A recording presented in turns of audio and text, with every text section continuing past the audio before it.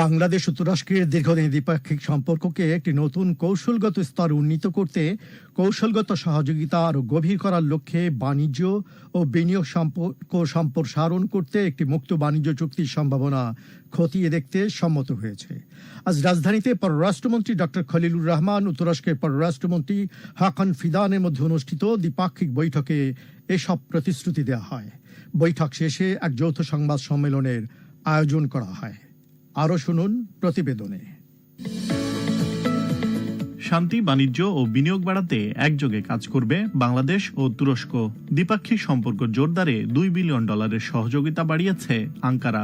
ঢাকা সফরের দ্বিতীয় দিনে শুক্রবার রাজধানীর একটি হোটেলে পররাষ্ট্রমন্ত্রী ডক্টর খলিলুর রহমানের সঙ্গে দ্বিপক্ষীয় বৈঠক করেন তুর্কি পররাষ্ট্রমন্ত্রী হাকান ফিদান। পরে যৌথ ব্রিফিংয়ে এসব সিদ্ধান্তের কথা জানান দুই পররাষ্ট্রমন্ত্রী। নির্বাচনে পর্যবেক্ষক পাঠানোই এবং জাতিসংঘের সাধারণ পরিষদে বাংলাদেশকে সমর্থনের জন্য তুরস্ককে ধন্যবাদ জানান পররাষ্ট্রমন্ত্রী ডক্টর খলিলুর রহমান। তিনি জানান, মুক্ত বাণিজ্য অর্থনীতির সুযোগ বাড়াতে বৈঠকে আলোচনা হয়েছে।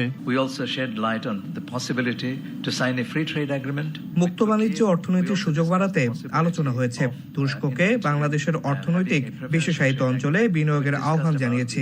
রোহিঙ্গা সংকট সমাধানে তুরস্কের কার্যকর ও জোরদার সহযোগিতার আহ্বান জানিয়েছি।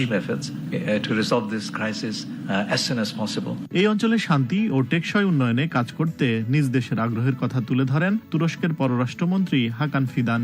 জানান, দুদেশের মধ্যে সাংস্কৃতিক বিনিময় বিষয়ক এক সমঝোতা স্মারক স্বাক্ষরিত হয়েছে।